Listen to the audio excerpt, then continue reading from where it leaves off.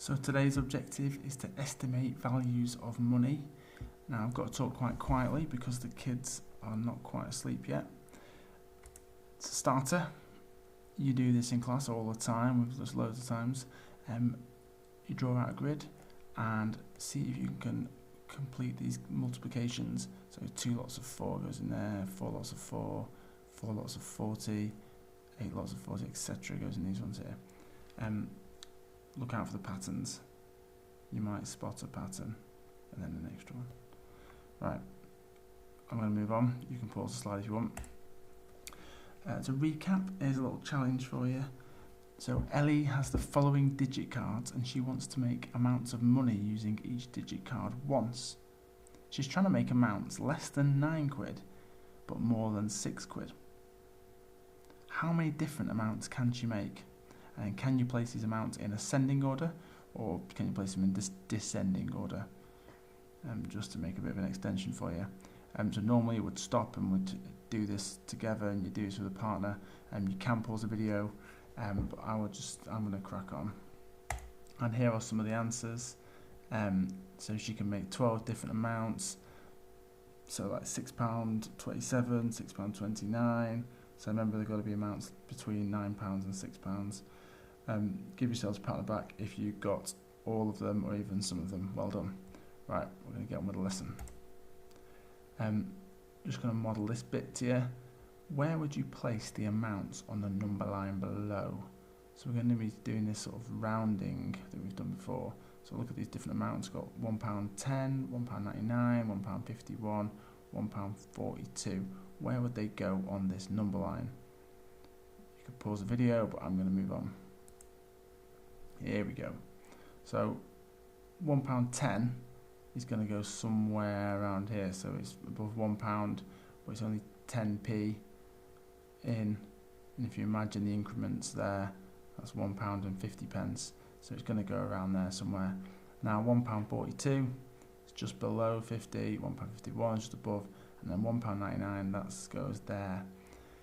Now this is useful for when we're thinking about rounding amounts of money, because today remember we're estimating values of money, so rounding comes in, it's a big part of it. So this again you do with your partner or someone near you on the table. If you've got a grown up nearby you can talk to them about it. See if you can put the amounts on a number line and then round each amount to the nearest pound. So start off by putting that on a number line, where does it go on this number line, and then see if you can round it to the nearest pound. Pause the video if you want. I'm going to move on. There we go. So we've got, I'll start on the number line here. You've got £6.07. It's down that end. £6.49. That's just a bit less. It's actually should be a bit further up that way. £6.50, slap bang in the middle. £6.57 is just a bit above that, and £6.99 is right up that end. Now you might notice I've coloured some of these in blue and some of them in yellow. Now you can probably guess why. Well done if you can, because those ones are the blue ones are the ones that are going to go round up, and these are going to round down. Now it's important when you're looking at this one, £6.49 and £6.50, because they're very similar in amounts, but actually if you talk about rounding, you'd round that one down and round that one up. Now when we're estimating values of money, it's where you can sometimes be a little bit smarter. Like the obvious way is to round just to the nearest whole pound, but you might be able to do rounding to the nearest sort of 50p, so you might round those up to £6.50 if you're doing this in real life. But for the purpose of this lesson, we're just going to stick to our normal rounding skills and just round up or down to the nearest pound. Right, I'm going to move on. Again, a little practice here. This is how you'd use it in the real world. When you're buying stuff, it can be annoying if you're overcharged. And it's sometimes just good when you're shopping just to make sure you know you've got enough money and how much things cost. So imagine you went into the shops and you were buying some things here. Does that look right to you? £4.55 if the shopkeeper said to you, excuse me, it's going to be £4.55 for your watermelon and your orange. you quickly want to round those up to see if you're somewhere nearby. Now, if we were to round that up, the watermelon, 0.75, 75p, I'd round that up to the nearest pound, so that'd be £1. And then that orange is ridiculously overpriced at £1.75. That's got to be a good orange. If you round that, you'd round that up to the nearest £2 to £2. So that'd be £3 in total, and this guy's trying to charge you £4.55. That is a rip-off, and you want to be having a word with that guy. And the next one, a little practice. Look at this one. What would you round that to? That's 89p, and that one's £8.99. And the person here is trying to charge you £9.32. So have a quick look. Does that seem right? Does that sound in the right ballpark? So you'd round it up to the nearest pound. It'd be £1. I'd round that to the nearest pound. That'd be £9. So together it'd be £10.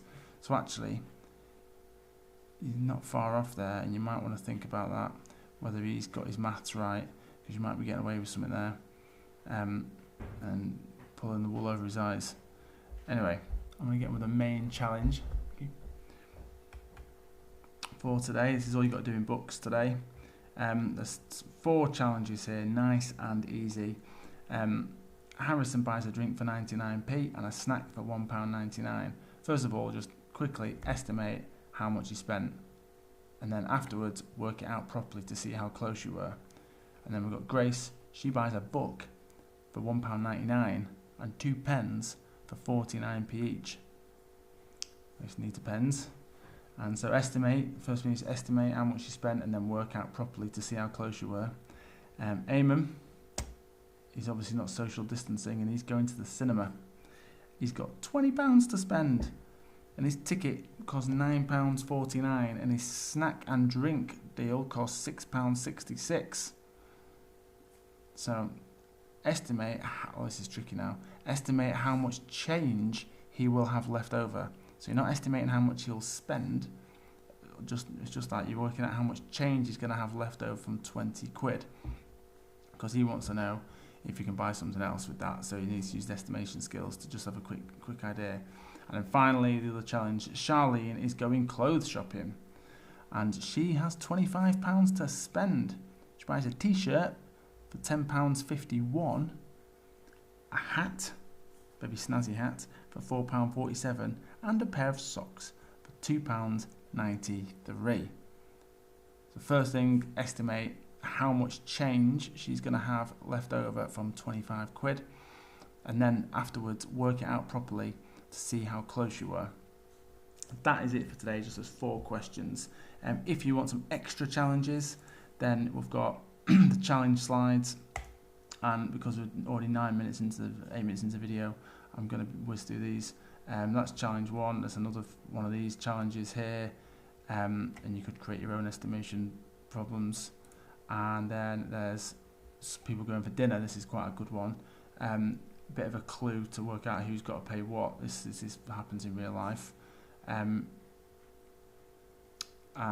yeah, so you can look at that. I'm not going to read it out. And then this one, he's going out for lunch as well, old Jimmy, and he wants to estimate how much he's got to spend. What could the prices be for his main course? There you go. Enjoy.